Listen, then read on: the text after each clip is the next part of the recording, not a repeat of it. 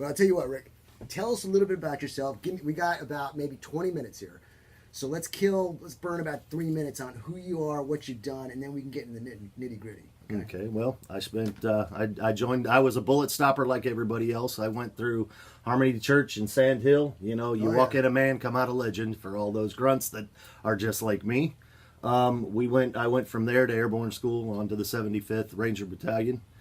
From there, ended up at Fort Bragg after some specific training in other places, SEER school and that kind of stuff, jungle school down there in Panama.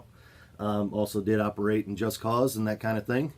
I've operated in about 78 different countries, been shot at in most of them, you know, either by a jealous husband or so on and so forth. You know, we all play Jody at some point, I think. So, you know, I was lucky enough in the sandbox, and I still have a lot of brothers in the sandbox right now, and we all pray for them daily. The other thing is that I was lucky enough to do some training with the French Foreign Legion while I was there. Now, people have this wide imagination of what the French Foreign Legion is. Now, look, you're a U.S. Spec operator for 20 years. Mm-hmm. I think in general people know and respect and kind of have a grasp. They have a very good idea of what that is. Okay. Talk about French Foreign Legion, what it is, how it started, who gets in, what's the requirements, what you did, why you like it, so on and so forth, etc., etc. Well, you know, there's the biggest thing about it's the same way with Spec Ops. Okay, it's the mystery and the intrigue. Okay, the thing is that there's not a lot that's known, because once you go through assessment and selection, and there's a lot of my brother operators out there that'll tell you the same thing. We don't talk much about what goes on because we don't want you to know, because that's us. That's what we do. Well, okay? Why give the secrets away? Well, yeah, I mean, so, you know, the Mason started that. That's why Trump doesn't give away his game plan. That's why he wins these negotiations. That's right. He's the master operator. That's what he is. Read his book. Yeah, well, you know, it's the art of the negotiation, you know, that kind of thing. But the thing is that with the French Foreign Legion, okay, it started in 1831. Okay, way back when the King of France decided that it was better to let foreigners join the ranks of the French army, to allow their blood to be spilled all over the world on their behalf, instead of losing French soldiers. I got one question on that, one comment. Okay. Why do you think that's better? You would think that a person loyal to the crown would do it for honor and love, as compared to sending it out to a merc. Well, you know what? Who's more loyal than the man that you're paying? And you think about that. I don't know who's going to pay you more. Well, you're exactly right. There you go. Okay, so but the thing is, he offered at the time he would give you a new identity for 5 years of service. See, that's a big thing. I've heard this. And correct me if I'm wrong. You could have the worst record. You serve for me, and you're clean here. You can say. Yep. You walk out the other side. Yeah. You know, once you walk through the doors and they accept you, you no longer have the name that you started with. Okay. I have dual citizenship. That's a big thing, yeah. Okay, so if the shit did hit the fan, pardon my Texican, I know. Okay. So, you know, we're not on the BBC. I get that. So let's move on. So the thing is that when it does hit the fan, okay, and you decide that, oh well, I gotta get out of this. I gotta go somewhere. Okay, and you walk into the recruitment station in France, and they say, okay, we're gonna take you. Okay, your name now is Jacques de Molay. Okay. So for all of our history buffs who don't know who that is, you know, you need to Google it. Okay. But the thing is that you walk out the other side, your life starts all over. Okay. Everything, and the thing is that the French government will stand up to any other government. They will not let you be taken or extradited back anywhere. It doesn't matter what you did, because you are now a French citizen. Okay. So I don't care. They don't care if you went and you stole $1 million. It doesn't matter. They're not going to let them take you, period, because you served under the French flag. Now, how many of those troops are there? At any given time, between 7,800 and about 8,000. Why is it so small in its number? Because the selection and the course is so rigorous. Okay, it's a 4-month boot camp. Okay, and you will get buried alive. There are things that will break you down mentally.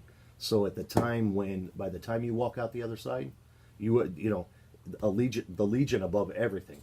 Okay, you have that kind of dedication. It doesn't matter that, oh well, you're Indian and you're American and I'm from Brazil. It doesn't matter. Well, We're all brothers in the Legion. If they break you in these drills, what is shown as success for you to become as a member? If you can't be rebuilt. Okay, it's the same thing they do when you go to boot camp here. Okay, in the U.S. military, we're going to break you down. We're going to get you past all those things. That's why when no is not in your vocabulary when you walk out, whether it's in the U.S. Army, it's in the Canadian military, the Israeli Army, it doesn't matter. We got to get you out of that mentality that no and I can't is not there. Okay, if I get you to that point where no and I can't and all those negative things in your life that you look at and say, oh well, such and such said I couldn't do it. Well, why? Why are you giving them that ability to do that? Okay, if you walk out knowing that you can do anything, you can, and that's the thing that people forget.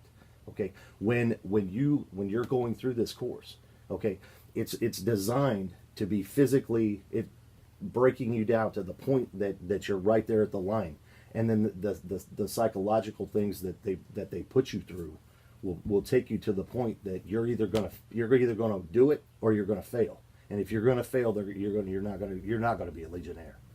Okay, that's the difference. It's the same mentality that you have when you go through the three phases for special operations. It's the same thing because you get that mentality. And Ross will tell you that's why I drive an F-450. I need something big enough to haul around my ego. Okay, because no, and I can't, and I refuse to accept that. Okay, I can't or no. Not in my vocabulary. I didn't even know what that means. Okay, you're going to get it done. Yeah. Do you feel that the Legionnaire training is higher, equal, less as compared to what you get here in the U.S.? It is every bit as equal. Every branch has their own version of special operations. Okay, they're all great in their own right. Okay, waterborne operations. Yeah, you got the SEALs. Okay. They do operate in the desert. Who's better to operate in the desert but Delta Force? Okay, it just depends on the application you're using them for. What's the actual application for? What's your nickname? FFL or the Legion? Okay. Yeah, it's the Legion. The Legion. Legion Incendiaire, which means the foreign legion. What is the expertise? When it's just got to be done, what do you get done? Everything. Okay. Okay. When the thing about the Legion is and it's just like. They're just like the military here. Okay, the four branches have their own. The Legion has waterborne operations. They have guys that do that. Okay, we've got parachutists that do airborne infantry things for insertions and that kind of thing. We've got aviation guys that come in and get us out. Those things. Everybody has their own job. Okay, think of it as we're combining. The Rangers, we're combining the snipers from the Marine Corps. We're combining the SEALs. We're putting them all in the same box. We're going to train them all to where they can do any of the above things. Okay, that's what Legionnaires do. The benefit of being in the Legion is that these guys. It doesn't matter if they come from the Cambodian army, okay, or they come from the United States military. They come from the Venezuelan army. It doesn't matter. They have previous military experience. They bring that with them. Okay. Oh, go ahead. Don't interrupt. Well, no. So the benefits of that are you're getting cross-trained with other people from other cultures. Okay, not just from other military backgrounds. You're getting the benefits of this is their culture. You understand it better than you would just if you're just getting the training from them. Before I forget these two questions, shoot. Do you still wear the white hats? And secondly, can you? What are the size of teams? How are the team breakdowns? Team the Kepi is probably one of my most beloved things because I had to earn it just like everybody else. I went as an instructor, but I went through the course just so that I knew that I was capable and I was a man worthy enough to wear a Kepi. Okay, the Kepi Blanc. The Kepi Blanc is it's like when you go to graduation in the Army when you come out of boot camp and you got your Class A's on, okay, and you're proud and you know that you earned the right to wear that, Okay. So what is your basic combat uniform when you're going and doing a mission? Obviously, it's not the garb of what everybody knows as a Legionnaire, but what would it be? Just standard It's standard issue. I mean, it's a helmet. It's body armor. It's camo. Yeah, I mean, and depending on where it is, you're wearing green, you're wearing brown. I mean, that's pretty much the long and short of it. So This is my brother from another mother. is it? He looks just like me. You two guys will get along. It's great. So I mean, the foundation, the fundamental things like that are the same. Okay, it just depends on the area of operation that we're choosing to operate in. And it's amazing, man. Everybody's got this thing in their head of what a French Foreign Legion era looks like, and that's mine. It's the white hat with the flaps in the back. And it's just cool. And the backpack, the whole works. What about the breakdown of teams? How do you guys break down teams? And is there any mission you could state that the Legionnaires did that is not classified that you could talk about as like, oh wow, I didn't know that? The Legion does a lot of work in North Africa. Okay, so Cameroon, Equatorial Guinea, Algeria, things like that. They handle a lot of the police. A lot of the police work is kind of the best way to put that, because they're going in and dealing with insurgents and that kind of stuff. Is this areas that are?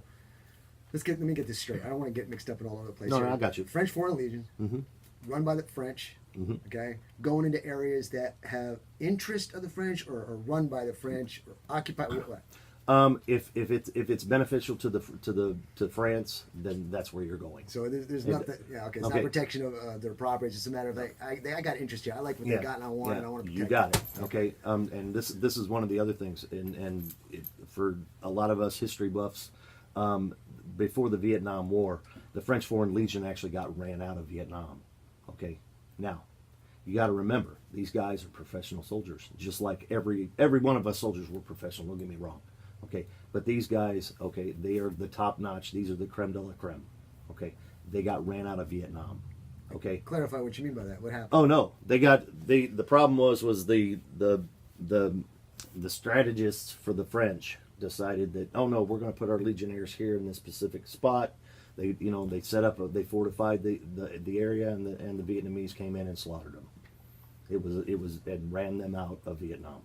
Okay. Now we all know what Vietnam was over. It was all about the rubber and everything else that they had control of, and they still have control of today. But they disguised it as a domino effect of communism from one country to another. Yeah, you got that right. Okay, because we all know that our government doesn't lie to us, right? That's right. So you're here to help us. Yeah, that's right. You know what? I usually, after you hear them say, "Oh, I'm here to help you," there's usually a red dot involved. I got a metal poster down at the shop, and it's got Indians saying a picture of Indians saying, "Give up your arms" or something. We're here to help you. Yeah, that should be your first warning. Yeah, that's the first warning.